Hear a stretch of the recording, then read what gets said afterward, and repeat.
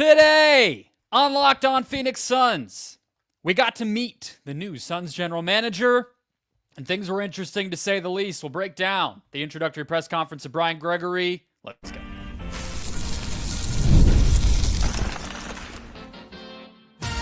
You are Locked On Suns, your daily Phoenix Suns podcast, part of the Locked On Podcast Network, your team every day. Welcome back in to Locked On Phoenix Suns. I'm Brendon Kleen, a staff writer at Awful Announcing and a credentialed Suns media member. Thank you for making Locked On Suns your first listen here on this Tuesday evening, Wednesday morning. Don't forget Locked On Suns, free and available on all platforms, including YouTube. So click that follow or subscribe button. Do what thousands of other Suns fans have already done. Become an everyday or get locked on to the Phoenix Suns right here each and every day. We got a lot to get to from the Brian Gregory press conference, our first impressions of the new Suns GM. Joining me to do it, as always, from the Wild West Valley, my fellow Suns credentialed media member. How are we feeling, Ben Garcia? Really bad. We can get into that in just a second, but yeah. The hey, greatest. We have the Nixon apology really quick. Dude, I was hoping no one would come back at us for that because yes, Mikhail was awful offensively, but he was everywhere. That was, and the team. I mean, I was saying, they're about to be so desperate, and then they were down by 20. The champs. So it's funny that you say that because literally what I was about to say before you said that was the greatest playoffs in I think maybe the last decade are unfolding, and instead of being a part of it, the Suns are. I'm sure you just saw Tyrese Halliburton just game the Cavs. I prefer that though. Moments ago. Because we can just enjoy it. We don't have to live and die by it and have, I mean, man, or whatever. Because I don't know the next time we will be in the playoffs. It's because I'm a fan too. I genuinely, I remember when the Suns went down 2-1 against the Lakers in the 2021 playoffs, I couldn't sleep because game 3 was 2 days in between. And yeah, exactly. So now you just get to have fun. I am having fun. That Tyrese Halliburton stuff was awesome, but the greatest playoffs in the last decade, I think, or at least up there, are unfolding, and the Suns are holding just disastrous press conferences for unqualified general managers. So that's how I feel. Let's just get into that. We're going to just go pretty, just cover our bases, unfiltered instant reaction here.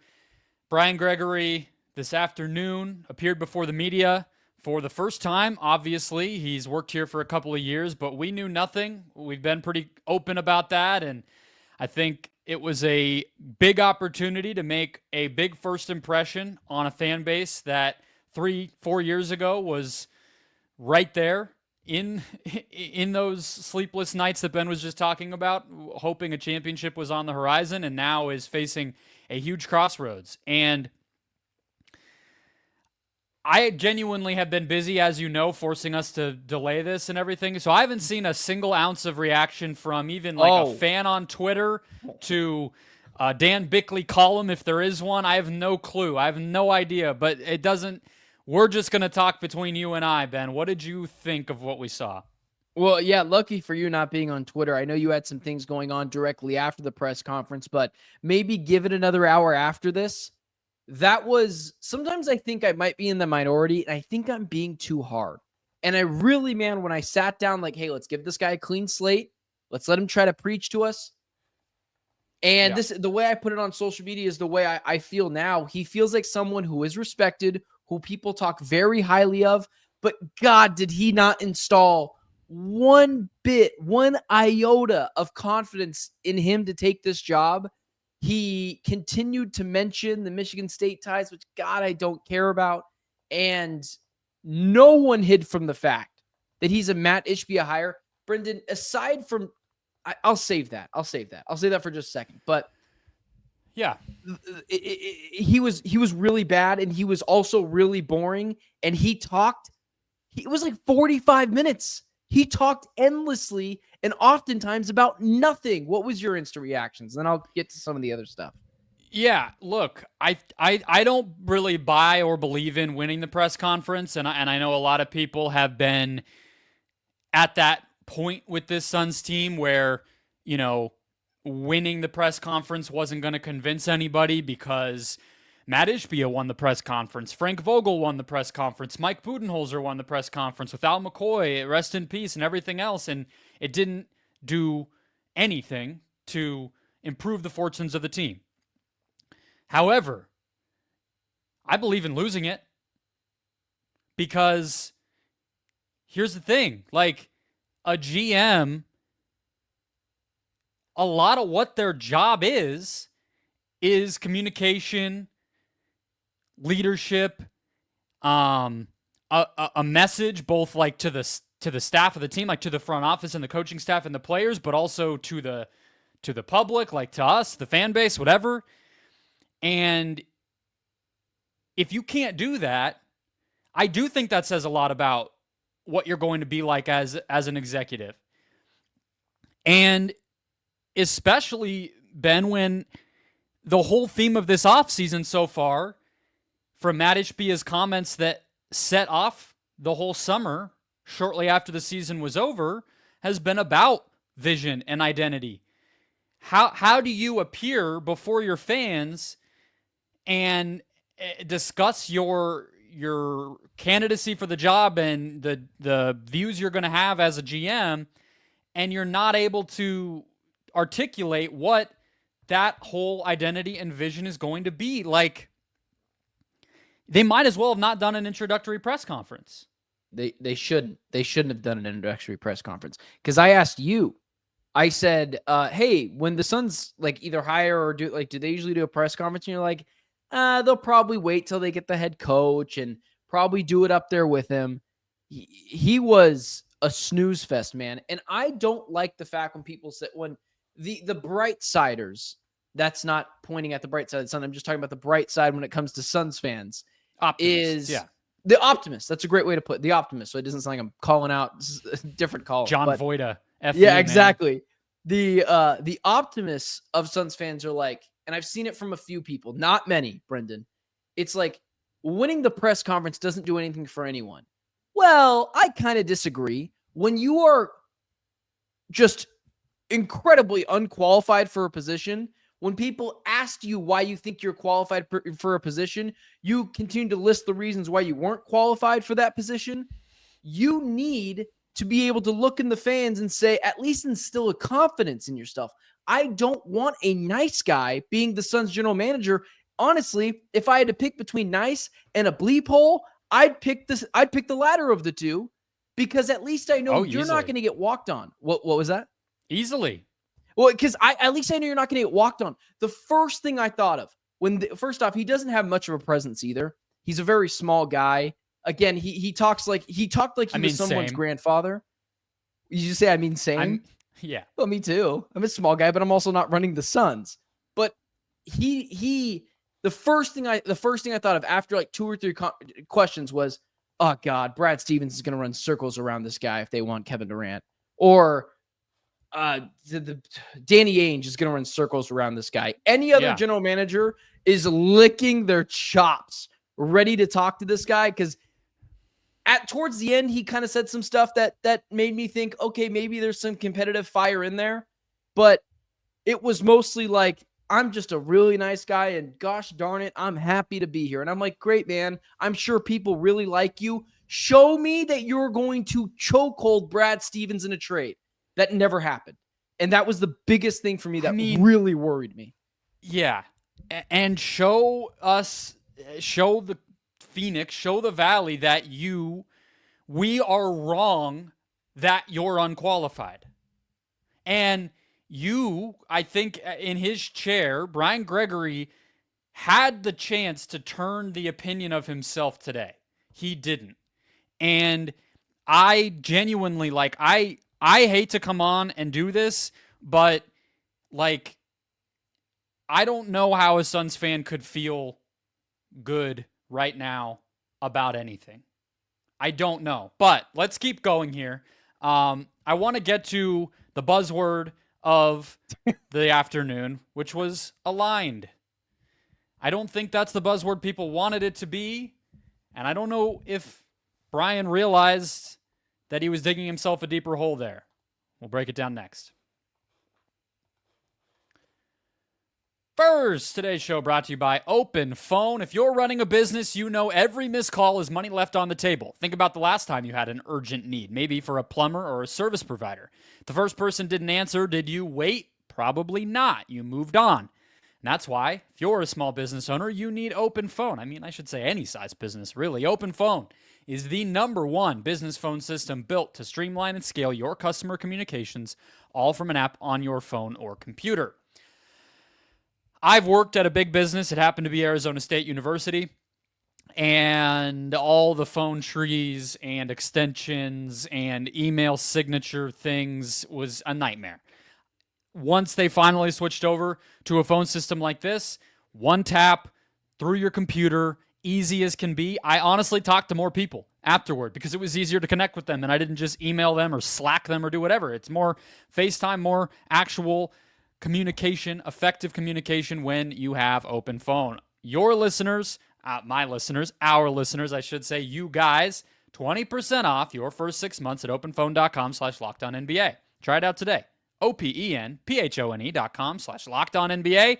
If you have existing numbers with another service, Open Phone will port them over at no extra charge.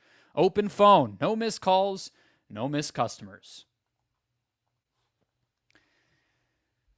All right, Ben, that ad copy didn't even say your customers. I literally just did that. I actually made it worse somehow. It says my listeners. It even just tells me what to read verbatim, and I make people look like I've I was never done hoping, this it would just, I'm hoping we have better help next so I can go ahead and get some help with these issues that the Suns are sending me. You seem like you're fuming as well. This is probably the most steamed, and you're not really steaming, but the most upset I've seen you do. So maybe that's why you're having issues with the ad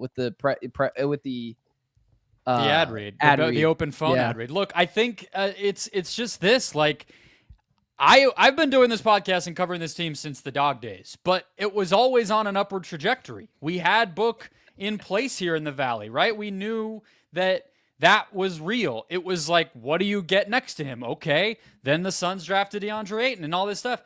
This is the first time since Book got drafted where I would say the arrow is not pointing up. And I hate to say that. I don't like that feeling either. I want this team to succeed, but when you look at the #1 thing that Matt Ishbia said, Ben, at that press conference that we've talked about plenty, it was change, right? And the #1 thing that Suns fans wanted, beyond anything else from this summer, was to get an adult in the room who could execute a plan to get this franchise back on track after the most disappointing season that any of us can remember. Brian Gregory is not change. We've talked about that since he got hired. And today's press conference indicated to me that he is not, doesn't feel like, can't say he's not, we don't know yet. He does not feel like somebody who is going to execute a vision at a high level to get this franchise back on track. And he talks about alignment. That's not what anyone wanted to hear. We don't want to hear that you are best buddies. I'm putting my finger around my other finger for anybody just listening there.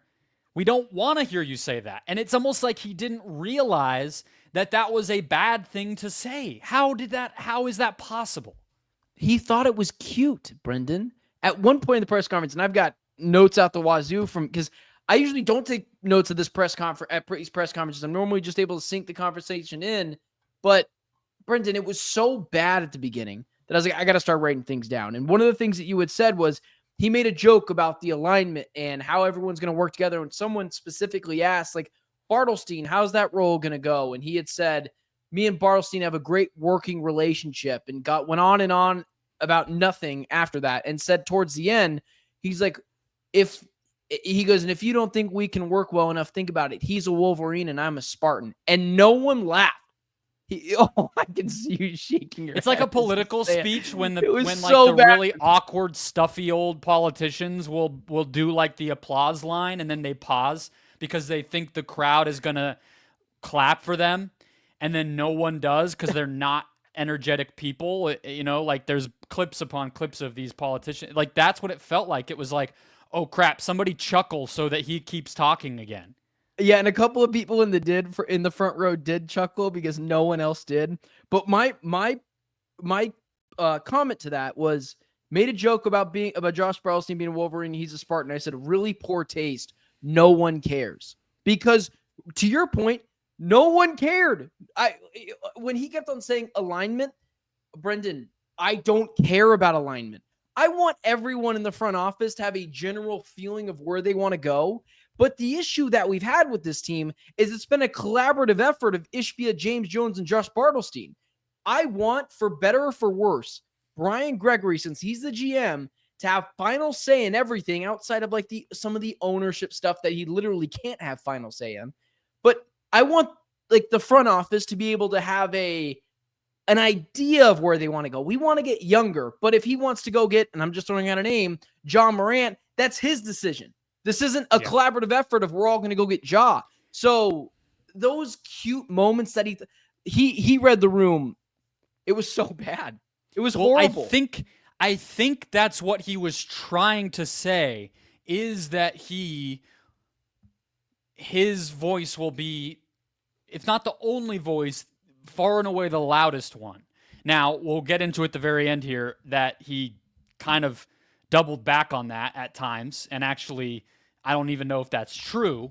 But that's why I made the point yesterday, I think it was, where we were talking, and I went on for a while about how people like Mark Cuban or Joe Tsai and these other owners who we think of as being very involved, it's normal that these types of owners, and every owner, hires somebody that they trust. It's why I actually think that he waited too long to fire James Jones. It was inevitable, right? But the difference is, Joe Tsai, I think that's a really good example of what I'm talking about in Brooklyn with the Nets. He hired Sean Marks, who was very much qualified and ready to take that type of job. Long playing career, spent time in the Spurs front office, was ready to take that next leap and run a team himself, and he's been there for like 10 years now. And he empowered him to be that. The problem is, this guy's not qualified, and I think everything we heard today reinforces what our worst suspicions were, which that almost he was hired because he's not qualified or because of his like he said at one point, Matt Ishbia is very hands-on. I like that. Newsflash, dude, no one else does. I can't believe he said that. No one else likes that. When he said he's very hands-on, I wrote down in my notes, Ishbia talked about how there's going to be change and things are going to be different. It just got flipped on its head, Brendon. Because, like, I thought before, okay, Ishbia's not watching film, but maybe he's not on hands-on as he thinks. And this guy literally says he's a very hands-on owner, which I like. Why? No GM likes that. Literally none. If you poll 30 GMs, 29 of them are going to say, yeah, I would like my owner just to sign the checks and to give me money when I need it. And he said at one point, too, he said, I will never run away from the fact that a big reason why I have this job is my relationship with Matt. You should run away from it. Sorry. I don't know, man. Like, I hate to be like I know I sound like a jerk, but like it was crazy listening to him say some of these things. Like, it couldn't have been further from what if I was Suns PR or something, or even just somebody who knows what they're talking about. I don't even need to work for the team. If he had just asked me my advice randomly on the street outside the practice facility before I walked in the door, I would have said the exact opposite of so many of these things that he said. But I want to double down on the alignment thing because there was another elephant in the room that he did address in the wrong direction, unfortunately, once again, and that was the CEO of the Phoenix Suns. We'll get to what he said about Josh Bartelstein coming up next. All right, Ben, let's close it out. I can't believe he said that. I'm so sorry. It's just so funny. I can't believe he didn't. I have my job because of Matt thing. When he said that, and I don't mean to go back to the last second. We just moved it. But when he said that, my head shot up and I looked at you. And you, of course, are being professional and watching the thing. But I was like, am I the only one that just heard that? But again, whatever. Yeah, I mean, you and probably a lot of the Suns fans who were watching or who listened back to it after the fact. But so another thing that I feel like, I mean, I can appreciate the honesty on some of this. It's giving us real answers, right? Like, I mean, it's going to be helpful the next time that Matt Ishbia gets up on a podium or appears on 98.7 or whatever and tries to say he didn't do anything. Well, your GM told us you're very involved and he likes it. So sorry, buddy, I'm not buying it anymore, right? Like, but same thing with this Bartelstein point. He was asked, and he reiterated that he reports to Ishbia. Okay, fair enough. Jones did too, from everything we were told. In technicality, that was how the structure worked. So it's not like officially that big of a departure, but maybe that matters. Maybe that does contribute to the alignment that they're looking for. The alignment that points upward to Matt Ishbia, of course, but it is alignment. He said Bartelstein is involved with every aspect of basketball operations, Ben. And then Brian Gregory proceeded to lay out, fawn over all of the qualifications and resume that he thinks Josh Bartelstein has. That means he, in fact, should have a hand in every little crevice and corner of basketball operations. I can't find anyone who feels good about that. Maybe some people would agree with him about the qualification part, but what are we doing here? That maybe got buried a little bit because I haven't even seen a lot of that on social media, but I did think about it when it happened in the moment. I was like, is this guy advocating for Bartelstein? When he says he's in every part of basketball operations, I was like, what? Wait a second. I thought that wasn't the case. And like, it's almost like someone gave this guy truth serum before he went up on stage and he forgot all PR training, because it was like Spanglish in terms of sometimes he was speaking this language, PR language, and sometimes he was speaking the truth. And the Bartelstein stuff, when he said that, the bragged about is a really good way to put it. I would probably point towards he more advocated to it because of his relationships. He was like, he's got relationships all over the league. He's great for this. And I was like, no, dude, no. Like this is not change. And it goes back again to the earlier parts where he was talking about how Ishbia was saying change. Like, this is literally all of the same, just new faces. Bartelstein, again, this is why you and I said he needs to lose his job, because we don't trust this organization enough to just let him be the CEO. And now you and I both know he's still going to be calling agents behind the scenes using his dad's name and stuff to recruit another Bradley Beal or whoever it is. And that's not good. So that was my thought on it too. It speaks to that. I don't understand what the alignment comments mean. Really, what I hear when I say we're going to have more cohesion and there's going to be less voices, kind of competing voices, is we just wanted James's voice out of the picture. I mean, really, like what else is going to be different? Mm-hmm. Right? Like James was. It's a fully Matt Ishbia operated team now, because Ishbia was the only, James was the only one who was not an Ishbia disciple. So we're being made to think that Gregory already had a fairly sizable role in terms of player evaluation and player relationships and things like that for the past couple of years. And he talked a little bit about the stuff that he did with the coaching staff, providing reports and teaming with the analytics side of things to try to just kind of, it felt like he was really just an intern in waiting, a GM in waiting. I mean, that's sort of how he described his job.